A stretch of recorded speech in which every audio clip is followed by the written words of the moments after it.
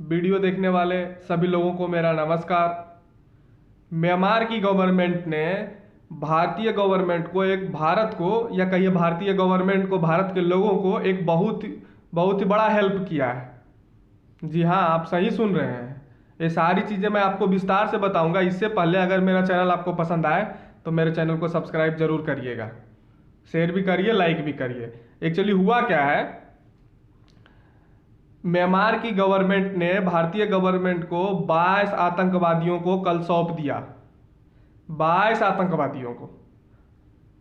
आप लोग ज़्यादातर सुनते हैं आतंकवादी कहाँ का, पाकिस्तानी आतंकवादी, और कुछ हमारे बीच जो लोग रह रहे हैं गद्दारों के रूप में, वो आतंकवादी, लेकिन जो कि पाकिस्तान के बॉर्डर से आते हैं। लेकिन बहुत सारे आतंकवादी संगठन, छोटे छोटे आतंकवादी संगठन, कुछ बड़े भी हैं, जो कि हमारे पूर्वोत्तर के राज्य हैं वहाँ सक्रिय हैं, और वो अलगाववादी संगठन वो भी हैं, और पूर्वोत्तर को हमारे भारत से काटने का वो बहुत प्रयास करते हैं।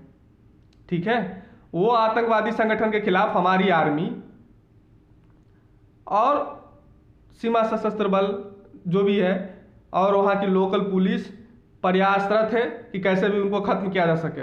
हालांकि भारतीय गवर्नमेंट ने उनकी रीढ़ की हड्डी तोड़ी है ऑलरेडी, और फरवरी 2020 में एक समझौता हुआ था बहुत ही बड़े गुट के साथ, NDFV सोरायगोरा, जो कि बोडोलैंड का मांग करता था, एक नया स्टेट का मांग करता था आसाम में। उसके एक बहुत ही बड़े ग्रुप से भारतीय गवर्नमेंट को समझौता हुआ था, और लगभग 1612 लोग अपने हथियार सहित सरेंडर कर दिए थे। ठीक है, और जब भी क्या होता है कि भारतीय गवर्नमेंट, इंडियन आर्मी जब अपनी ऑपरेशंस चलाती है उस एरिया में उनको खदेड़ने के लिए, तो क्या होता है, वो क्या करते हैं कि उसकी सीमा जो है, पूर्वोत्तर राज्यों की सीमा है, वो भूटान से लगती है और म्यांमार से लगती है। तो पहले क्या होता था, जब भी कोई वो चलाती थी तो या तो वो भूटान भाग के चले जाते थे, म्यांमार भाग के चले जाते थे। हालांकि भूटान की आर्मी के मदद से इंडियन आर्मी ने जब ये कंबाइंड ऑपरेशन चलाया तो भूटान के जंगलों से खदेड़ा उनको, तो भाग के कहाँ चले गए हैं, म्यांमार चले जाते हैं, और अपने हाइड आउट जो छुपने की जगह होता है वहाँ जाके छुप जाते हैं। तो 2015 में आप सुने होंगे कि सबसे पहला सर्जिकल स्ट्राइक जो खुला था, भेद, जब हमारे 22 सैनिकों को मणिपुर में मार दिया गया था, तो भारतीय इंडियन आर्मी ने सर्जिकल स्ट्राइक किया था म्यांमार में अंदर जाके। हाँ, वहाँ की आर्मी की सहायता तो थी या नहीं थी अलग बात है, लेकिन इंडियन आर्मी ने किया था। हालांकि उसको बढ़ा चढ़ा के पेश नहीं किया गया, क्योंकि म्यांमार हमारा फ्रेंडली कंट्री है, उसका उदाहरण म्यांमार ने दिया है। तो वहाँ के क्या है कि आसाम में एक गुट के साथ समझौता हुआ था, NDFV सोरायगोरा, लेकिन अभी भी बहुत सारे अलगाववादी संगठन हैं, सेपरेटिस्ट ऑर्गेनाइजेशन है, जो कि सक्रिय है आसाम में। नॉट ओनली आसाम में, मणिपुर में और भी नॉर्थ ईस्ट के स्टेट में। उसमें क्या है, सबसे बड़ा उल्फा है, KLO है, ऐसे ही करके बहुत सारे आतंकवादी संगठन हैं।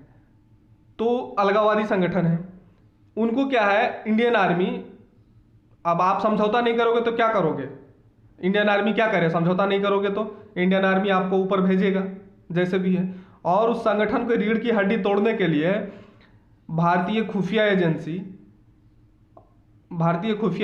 या कहे और जो हमारे अभी के नेशनल सिक्योरिटी एडवाइजर हैं अजीत डोभाल, और म्यांमार की आर्मी, म्यांमार की गवर्नमेंट, ये भारतीय जो अजीत डोभाल है, उन्होंने इन सभी के साथ कोऑर्डिनेशन बना के, लगभग कहा जा रहा है कि महीनों से ये बातें चल रही थी कि कैसे भी करके उनको सुपुर्द किया जाए हमको। और ऐसा पहली बार हुआ है कि म्यांमार ने 22 आतंकवादियों को इंडिया को सौंपा है, और वो विशेष चार्टर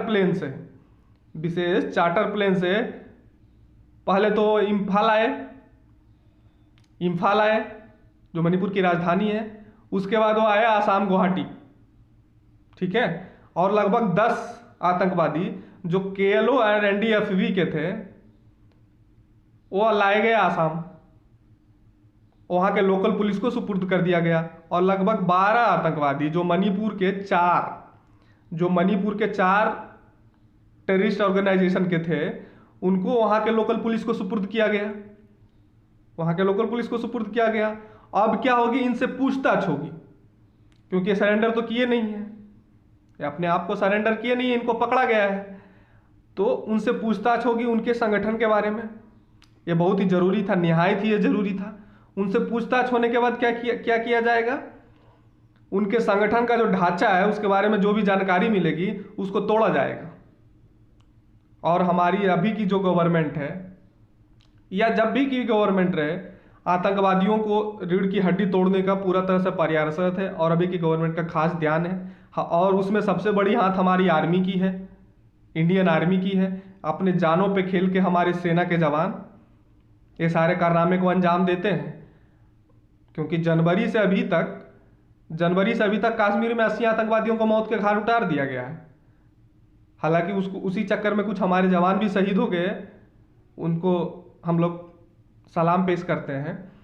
वहाँ तो चल ही रही है सर्च ऑपरेशन कश्मीर वाले एरिया में।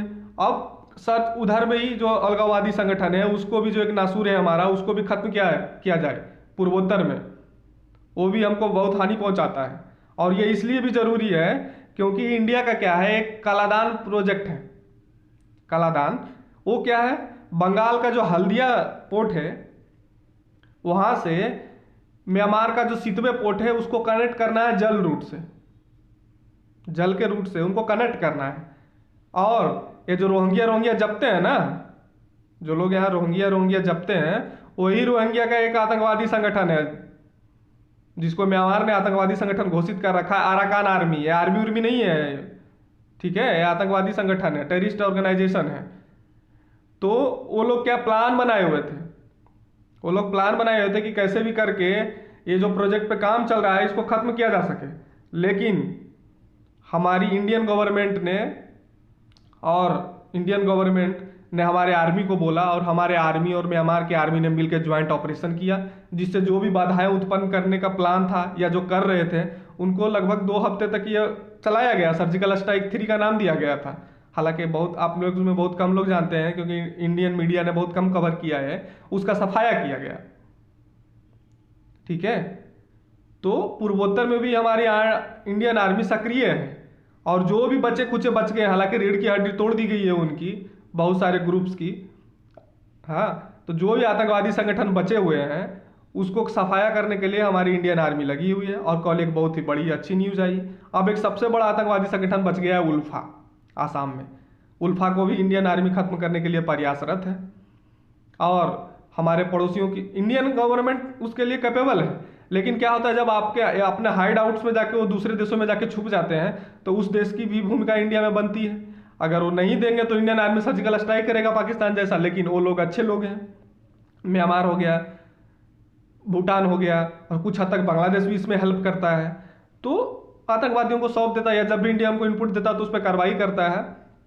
वो पाकिस्तान जैसे नहीं है, तो हमें सर्जिकल स्ट्राइक वैसा करने की कोई ज़रूरत है नहीं, ठीक है। आज के इस वीडियो में इतना ही।